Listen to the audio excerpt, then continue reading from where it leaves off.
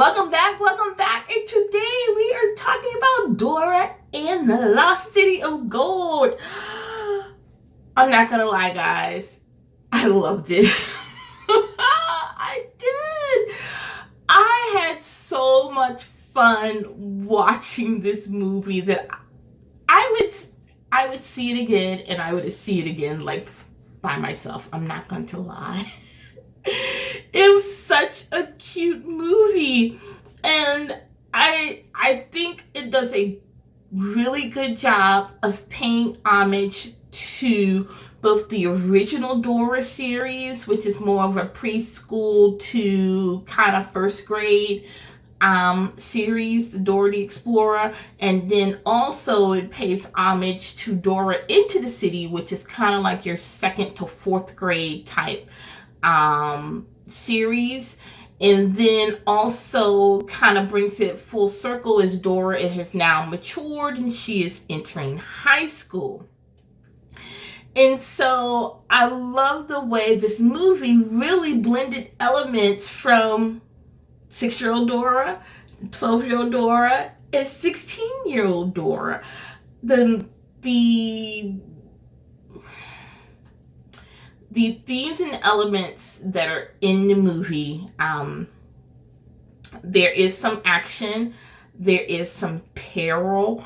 I do not believe that this movie is appropriate for children under 8. So that's second grade and up, I think, are okay for this movie. My personal opinion, I do not recommend this movie first grade and below. You have to make that judgment for yourself. It's definitely, first grade is kind of gray area depending on the maturity of your child. This movie is not for children, kindergarten and below. It just isn't. You can decide for yourself if your child is up to it, but it just isn't. Now, we did take our 5-year-old to see it because this was a family, trip, and we wanted to see it. But we knew going in, there were going to be some language issues. We knew there were going to be at least one little kiss in the movie, and there is towards the end. It's nothing that you got to kind of peek your eyes at. It ain't that deep, but the action in it, the peril sequences might be disturbing for younger viewers. And that's why I kind of put that age limit at second grade and up. I think it's a thumbs up, depending on the maturity of your child. But this movie does a really good job of paying homage to Dora and all her different iterations. And so you're going to be singing, it's like backpack, there's map, there is swiper, there is, can you say blah, blah, blah, in Spanish? And then she gives you the word and you're staring at the screen. It's like, I can say it, Dora. And you have those moments, and it just made my heart feel good, because that was such an integral part of the original Dora series, and they kept it in the movie, even with this older Dora. And so I love that. I loved it a lot. Now, there are some topics that you can talk to your children about. Bullying is one. Accepting people for who they are and their different interests, their different ways of dress, maybe their different ways of speaking, just accepting others for who they are. And that's something that kind of is hit on in the movie that you can talk to your children about. Because there are people from all different cultures. Like here in America, we are a melting pot. That is one of the things that makes America great, is that we are this beautiful blend of worldly spices that come together. And so it's like, how do we teach our children to appreciate our neighbor here, our friend here, this person there, even though we might all physically look different, sound different, dress different, come from different parts of the world. And so you know, the opportunity is there to engage with your child with this particular topic. The opportunity is there to talk to your child about not being rude to people, because that's something that one of the characters has to deal with. How do you be a good friend? This is Dora. Dora is about love and friendship, okay? And so there's several topics that will come up throughout the movie that will give you as a parent a great opportunity to have these wonderful conversations with your young children. So do not skip out on those opportunities.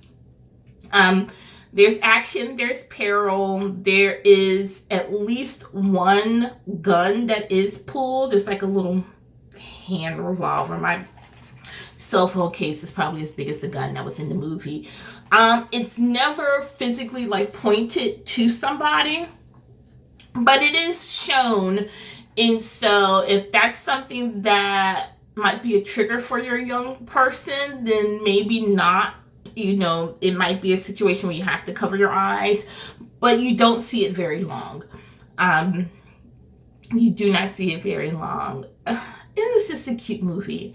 And outside of like that one gun, a few situations of peril, there is some language. So if you guys don't do pain in the butt, stupid, shut up, language like that, then you might have to, cover ears. But that is as offensive as the language will get in this particular movie.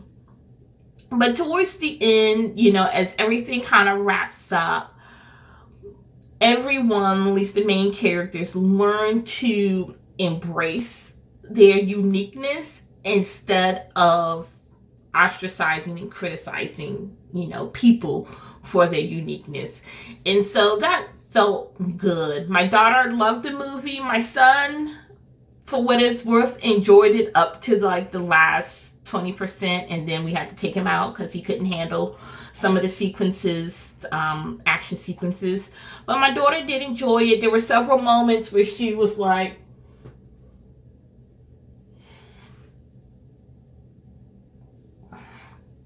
life on the spectrum, when things are overstimulating for her, she'll do that. And so we have several moments like that. But I think as a whole, as a parent, whether you are a parent of a loved one that is on the autism spectrum or not, I actually think it's a good movie. There are no loud noises, bangs, or flashes that could overstimulate in that regards. You have to understand your child. But I think as a whole, it's a good family movie. I definitely give it 2 thumbs up. I would say a 3.5 out of 5. As a family movie, it's not winning any Oscars. Okay? So if you're looking for quality acting, this ain't it, y'all. But if you're looking for something I think the entire family would enjoy, at least, older kids would enjoy, I think this is a nice family day out type movie. With all that being said, I definitely say go see it, enjoy it, let me know how you like it. And guys, we'll see you in the next video, okay? Bye.